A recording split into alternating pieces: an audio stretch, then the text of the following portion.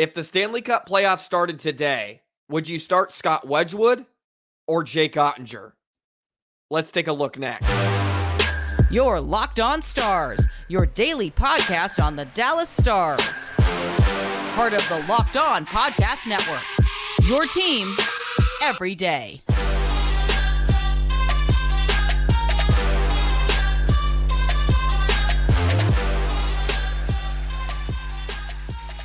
Howdy, Stars fans, and welcome back to another episode of Locked On Stars, part of the Locked On Podcast Network, your team every single day. It's a pleasure to be with you. I'm Joey Erickson, former producer of 105 Through the Fan and play-by-play voice of the Chippewa Steel. Please be sure to subscribe. We are free and available wherever you get your podcast and on YouTube. And as always, thank you so much for making us a part of your day and making us your first listen. Happy Tuesday, Stars fans. The Stars are back in action tomorrow night, taking on the Arizona Coyotes at the American Airlines Center, Game 3 of this 5-game homestand. Coming off a big 4-1 win over the Los Angeles Kings, my burning question for today is, if the Stanley Cup playoffs started today, are you starting Jake Oettinger or Scott Wedgewood? At the beginning of the year, this may have been a crazy question to even ponder, but I think it's a very logical question, and I know many of you out there are wondering the same thing. So would love to know your answer if you rock with Scott Wedgewood or Jake Oettinger in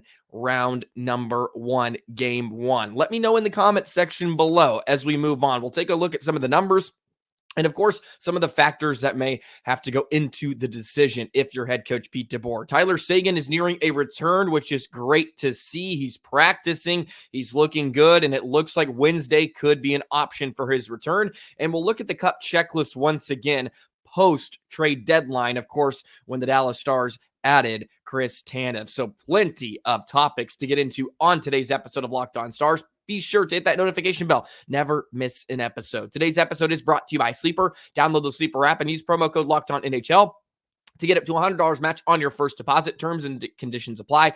See Sleeper's terms of use for details. So, Jake Oettinger or Scott Wedgewood, there are a lot of factors into who you're going to rock with come Stanley Cup playoff time. And in the modern day NHL, for the most part, you have to have 2 netminders to get through a long Stanley Cup playoff run. However, you still need that true number 1 guy. More often than not, you have to have a guy that gets on a heater and just cannot be stopped. And Anton Khudobin was that for the Dallas Stars back in the bubble. Went on that incredible run and carried Dallas into a Stanley Cup final, and they almost got the job done. But this season, the Dallas Stars netminding has been a bit below average, and you want to see more out of Oettinger. And for the most part, you're pretty happy with what you've gotten out of Scott Wedgewood because he's not your prototypical number 1. He's in a backup role. He's had to fill in as a number 1 guy this season with Jake Oettinger's injuries, but their numbers are nothing to jump up and down about. So taking a look at some of the, of course, base numbers. Jake Oettinger in 43 games, 25, 13, and 4, 3.05 goals against average, and .896 save percentage.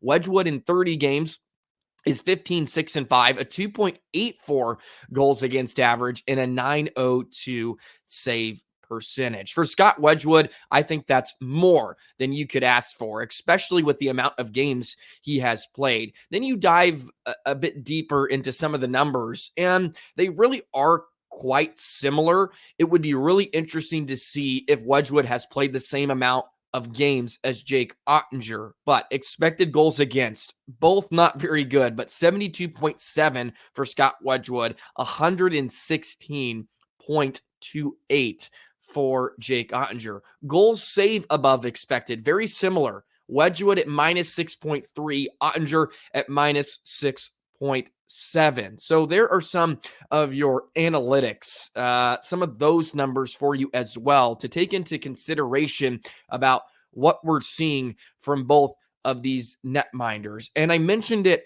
on Monday with Scott Wedgewood. It feels like this season he's consistently making that save. He's getting the huge stop in big moments. Taking a look at Saturday against the Kings in that third period when the Stars gave up a goal early, Fiala with that floater through a couple of bodies. Then Kempe had a few great looks, along with Byfield, and Wedgewood made a couple of huge saves to keep the deficit at 3 for the Kings.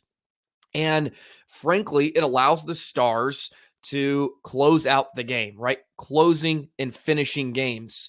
And for the most part, when Jake Oettinger has been in net for the Stars this season, and they've had a comfortable 3-4 goal lead, it's been pretty shaky. Florida, not too long ago. You look at New Jersey and the onslaught he took, albeit I don't put a ton on him for that because the Stars defense was horrendous in that one. But Colorado a few times when the Stars had leads. You look at Detroit, and the Stars ended up squeaking out that game, but they scored, 2-3 extra attacker goals, and they made it really interesting, even though the Stars held on. So I think this is a very logical question because Otter's numbers are not great. They're just not great. And Wedgwood's are okay. But for a backup, relatively speaking, you have to take that. And I think he's been one of the bigger reasons why the Stars are in the Central Division race. They could have really hurt themselves in that month without Oettinger, and Scott Wedgewood is a huge factor. I look at those back-to-back games against Seattle and Vancouver back in December, and really that whole stretch run where he assumed the duty in between the pipes and was phenomenal. So I am really intrigued about where they're going with the goaltending situation into the Stanley Cup playoffs. And I am a bit concerned, maybe a bit more than the defense, because goaltending can solve everything and it can equalize a lot, because we've seen the Stars defense break down a lot, and they are going to break down come playoff time. It's going to happen, and goaltending can minimize that damage, and it can fix it. It can fix it. And the Stars necessarily haven't had that fix in between the pipes, in the crease this season. And then you have to look at, of course, playoff experience. And Jake Oettinger, for the most part, has risen to the occasion. And as the year went on, or the run went on last season, he was dealing with an injury. So who knows how healthy he was in the Vegas series. You could see it in Seattle. It slowly started to decline a bit. And Wedgewood, you just know what you're going to get out of him, right? You know what you're going to get out of Scott Wedgewood. Otter can play at another level, though. And that's why I really struggle to not play him in game one. If it's the Stanley Cup playoffs today, I'm rocking with Jake Oettinger because that ceiling is so high. And he usually, for the most part, rises to the occasion. And we haven't seen it enough this season. But maybe when the lights shine brightest, you get Jake Oettinger. And I find it really, really hard to not rock with that. If game one is a stinker and he has a bad game, then I'm seriously looking at Scott Wedgewood. Probably starting Scott Wedgewood in game number 2, because you can't have, let alone one, but you can't have 2 really bad nights from your netminder. The series can be over in a hurry, especially against the Western Conference that is going to be a gauntlet. And you're taking on some prolific scorers. McKinnon, Rantanen, you name it. JT Miller, Brock Besser, Quinn Hughes, Pedersen, Kyle Connor, Toffoli. I mean, you're taking on elite forwards that can find the back of the net. And the defense is not going to be pretty at all times. Other teams opponents are going to get their chances. And I feel like just Oettinger has that ability to steal a game. And Scott Wedgewood does too. Do not get me wrong. He can certainly steal a game. He has this season, but in the playoffs, when it really matters, I feel like you have to fall back on the experience to some degree. And I know Wedgewood has played a longer, but Otter's just been in that situation, right? He's been in the thick of things, and I feel like you rock with him on game one. But I will say this: I'm not married to that fact. In a few weeks, I could feel a lot different from now. I really could, because Jake has not looked incredible. And the numbers that I thought were really, really interesting was post All-Star break. If you take a look at some of the splits, because for the most part, Otter came out of the break playing better, and it's kind of fizzled out. But the numbers are pretty drastic. They're pretty drastic. In 15 games since the All-Star break, Otter is 9-4-2, 3.07 goals against average, 887 save percentage. Wedgewood in 8 games, he's just 2-2-1, but a 2.34 goals against average in a 913 save percentage. Those are drastic. Those aren't in the same neighborhood, so to speak. They're in neighboring towns. And Wedgewood has only allowed 15 goals in the 8 games, 42 and 15 for Otter. And some of those have been weird, and the Stars offense got him out of some of those. You take a look at the 7-6 win in San Jose, and the Stars, for the most part, have had to score quite a bit, have scored quite a bit this season, especially to make up for some of their problems defensively. Those are really drastic. And then you can really talk me into, okay, Scott Wedgewood deserves to be in net. He deserves to be in net. And maybe he does. I just have a hard time going with Wedgewood in game one. I think you go with Jake Oettinger if his confidence is shaken, which I think is the most important part for him going forward, is just mentally, because he can play the position. We've seen it, right? He can do it. He can do it at a very high level. But it's up here, right? The neck up, that it seems to be maybe the biggest issue. And hopefully that can be fixed. Hopefully that can be fixed. But it's going to take time, and frankly, just it's from him, right? The answer has to come from him. And that can be hard in a year where you're just inconsistent and you're fighting things. And he has been fighting a lot this year. You can just feel it, right? And you can see it. It's just not the same. But when it's for all the marbles, things change, right? Everything changes. The whole game does. It just feels different.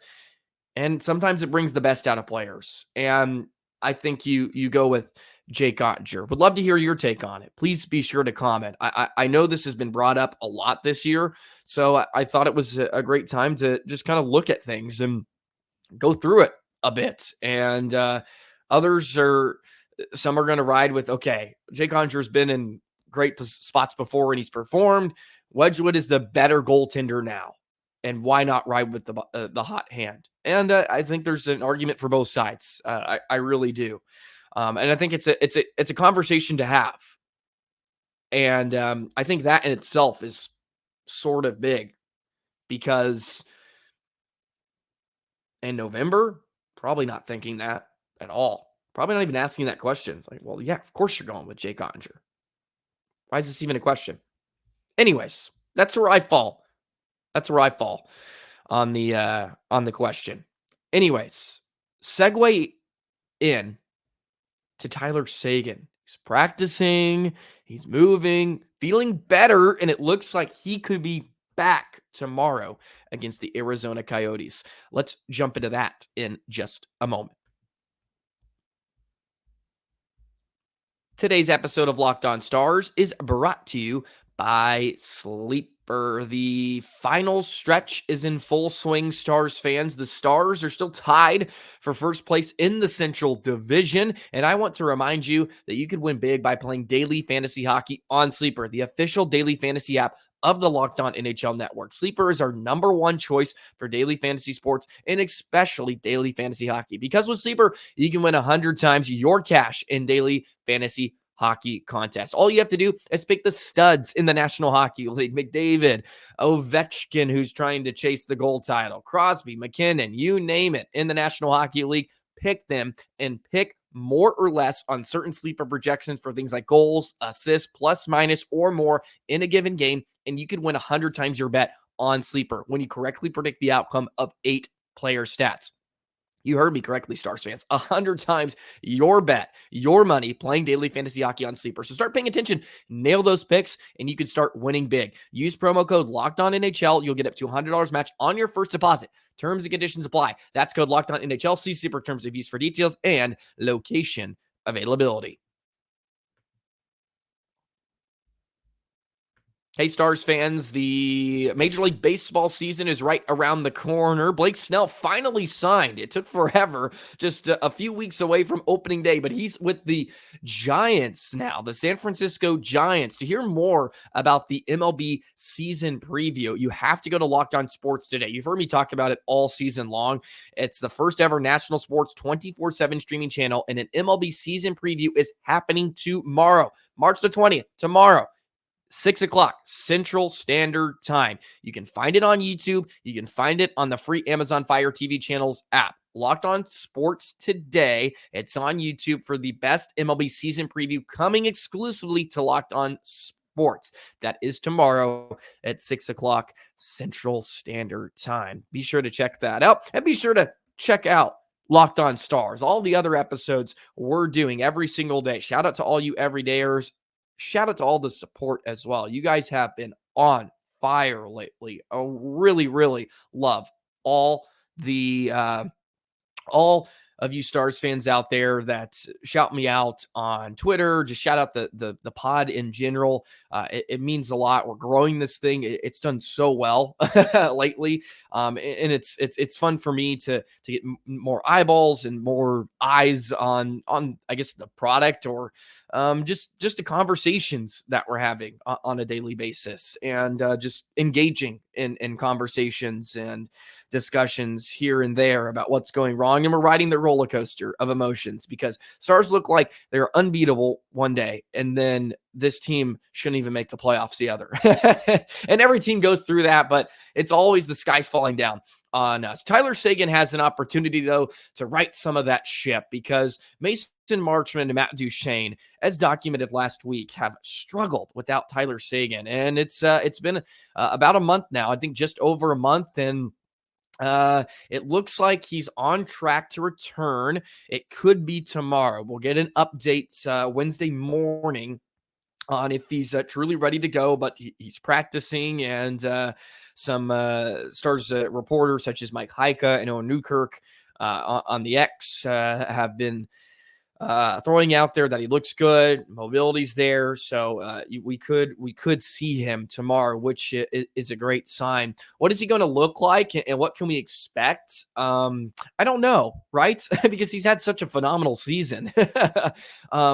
You forget that he's already a 20 goal scorer this season, and he's just had such a good year, and it was a shame that he went down, but also at the same time, it was smart for the Stars to kind of shut him down, make sure he's fully healthy going into this part of the season, because this is where you're going to really need him. He'll add something to the power play, and the Stars are kind of floating some different things around on the power play. It looks like at least some different personnel and some different strategies. It looks like against LA, they were kind of moving pieces around, it looked like. So it will be really, really interesting to see where he fits into that conversation, even though it hasn't been a big year on the power play. He just has one power play goal. 19 of them have come at 5-on-5. 5-on-5, 19 5-on-5 goals. So he will certainly add some thump back to that offense. And you talk about what are the lines going to look like? Look, he jumps right back in with Mason Marchment and Matt Duchene, no doubt about it. Reunite that trio, and you're ready to go. Stankoven, Johnston, and Ben stay together. They've been the best line since February when they were put together. And then Pavelski and Robertson and Hintz have looked really good. Probably have not scored enough for how dangerous of looks they've had. But Robertson's been great since the All-Star break, and Pavelski's just going to do Pavelski things. Ty Dellandre is going to be the odd man out. History tells us that. Sam Steele will jump back down to that fourth line. He'll play with Smith and Foxa, and then every once in a while, he'll probably get a rotation of healthy scratches with Smith, Dellandre, Steele, depending on the opponent, depending on rest, and however Pete DeBoer wants to deploy his fourth line, which has contributed lately, which is great. Everybody loves some depth scoring, and Craig Smith has scored in a couple of games, which is a great sign. And Fox has been able to tally a few as well. So those aren't huge concerns in general because the Stars have like the second best offense in the entire National Hockey League. But it makes them that much dangerous, and it adds another layer to their offensive attack with Tyler Seguin. And it's, you don't want to underestimate the incredible year. 45 points in 58 games. He's been spectacular, guys, spectacular. And it's almost easy to forget just because he hasn't been around in a while. So it'd be great to get him back in the mix and see what he looks like coming out of, I guess you would classify it as sort of a minor injury. Maybe that's not a good classification for being out a month. Maybe this was more like medium, but it felt more precautionary. They didn't want to get worse and just give him time to recover and be ready to go. And it would be great to add him back to the lineup because he checks the box for the Dallas Stars in terms of their Stanley Cup checklist, which was put out by The Athletic about a month ago, I believe. And we went over it, and that was pre-deadline, excuse me. Of course, the Stars added at the deadline, just one piece, but a pretty big one, and Chris Tanev. What does the Stanley Cup checklist look like now, post-trade deadline? Let's take a look in just a moment. Today's episode of Locked On Stars is brought to you by Robinhood Retirement. Did you know that even if you have a 401k for retirement, you can still have an IRA? Robinhood has the only IRA that gives you 3% boost on every dollar you contribute when you subscribe to Robinhood Gold. But get this, now through April 30th, Robinhood is even boosting every single dollar you transfer in from other retirement accounts with a 3% match. That's right. No cap on the 3% match. Robinhood Gold gets you the most for your retirement thanks to IRA with a 3% match. This offer is good through April 30th. Get started at robinhood.com/boost. Subscription fees apply. And now for some legal info. Claim as of Q1 2024, validated by Radius Global Market Research. Investing involves risk, including loss. Limitations apply to IRAs and 401ks. 3% match requires Robinhood Gold for 1 year from the date of first 3% match. Must keep Robinhood IRA for 5 years. The 3% matching on transfers is subject to specific terms and conditions. Robinhood IRA, available to U.S. customers in good standing. Robinhood Financial LLC, member SIPC, is a registered broker-dealer. By the way, sorry if I have a weird lisp going on or the words are not pronounced with the proper affliction. I have something on my tongue that is like rubbing up against my teeth constantly when I speak. And let me tell you, it's a battle. Like it's really irritating me. Okay. It's irritating me to no other end. And for someone that to some degree has to talk for a living, it's not fun. But look at my first world problems, Stars fans. I'm sure this my day would be your best day for a lot of you. So that's my small world's problems complaint here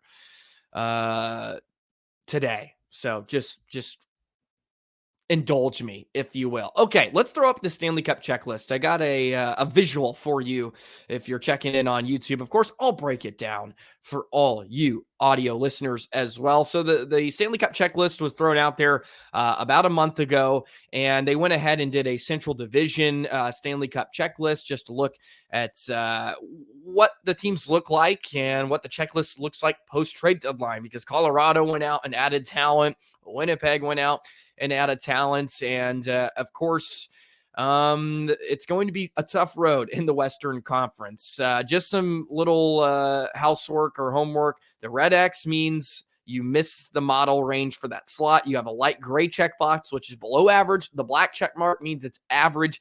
And the gold check means above average for the model's range. And of course, this is all based off of average Stanley Cup champs dating back to 2010 in each position.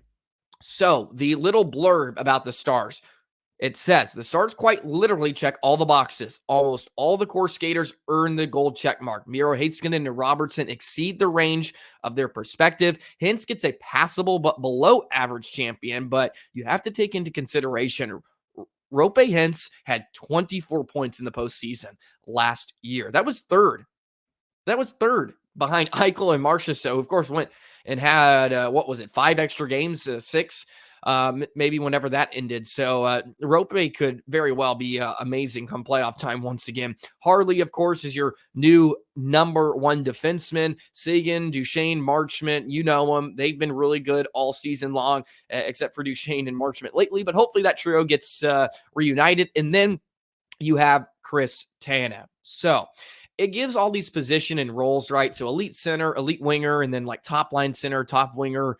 If you start with the elite, you got Roope, Robertson, Heiskanen, and Oettinger, who does have the only red X because he's been really, really poor this season. Projected, they give him a passable grade. They give him passable, so they're hoping he gets his act together. If you look at the top lines, right, and your number 1 defenseman, Duchene, Johnston, Pavelski, and Harley. Harley gets the gold check mark. Then you have the 3 black check marks with Duchene, Johnston, and Pavelski. Johnston is going to have a gold check mark by the end of this season with what he has been able to accomplish recently. If this continues to stay up, you're looking at another elite winger along with Jason Robertson, and he's not even really a true winger. He's a bit of a hybrid position. Harley's been phenomenal, but you add Chris Tanev to the mix, and he's a top pair defenseman, and he gets a black checkbox, 1.4 his GSVA, and Lindell's right there with him as another top pair defenseman. And that's the great thing about the Tanev ad. He just added another check mark, and he gives you a shutdown pairing with Tanev and Lindell. And as much as I would like to see Tanev maybe flirt with other partners, they've been really great together. They have been so good this season, and it would be really hard to break those two up. And Harley and Heiskanen, of course, add such a dynamic offensive attack.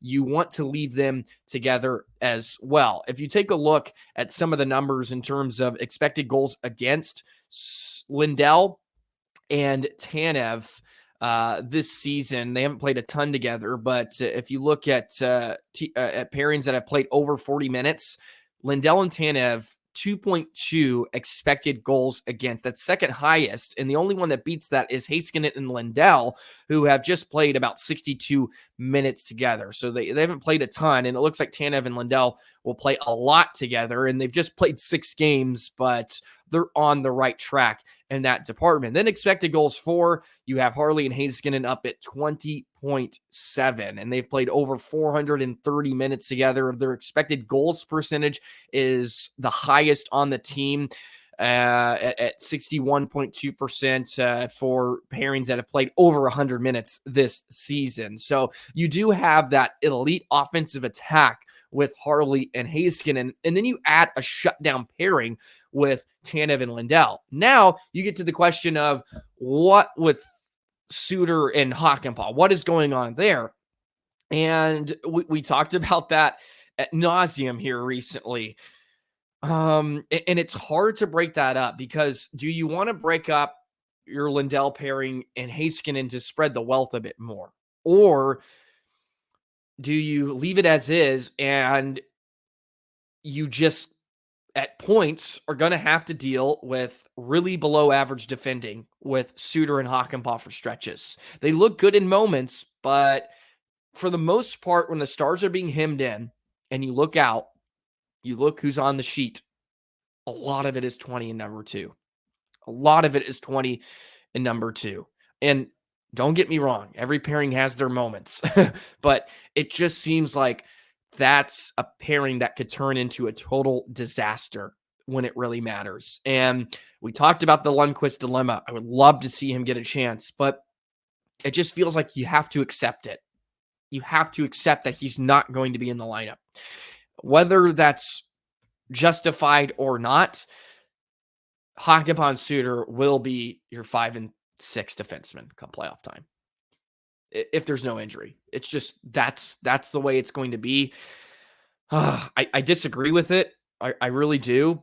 But that's just what Pete DeBoer is going to work with. And I'll give him the benefit of the doubt for the most part.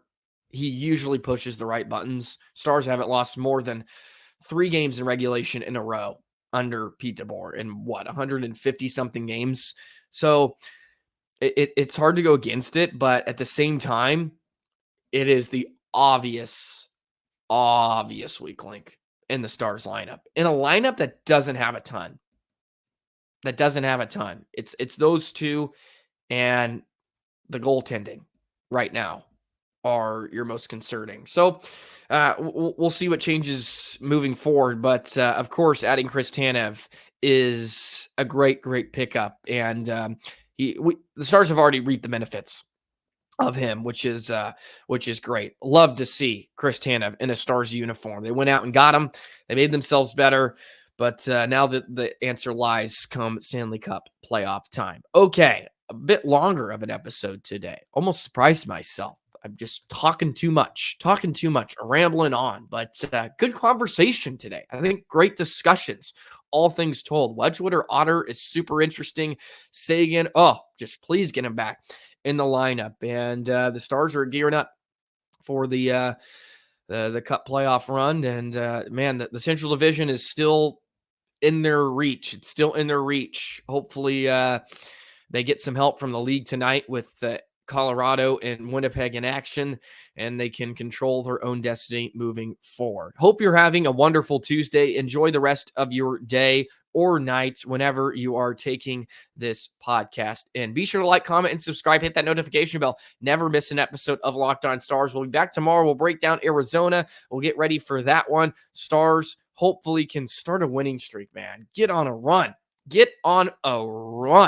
And go to town and finish the month of March on a heater. Have a great rest of your day, and we'll see you tomorrow. So long, Stars fans.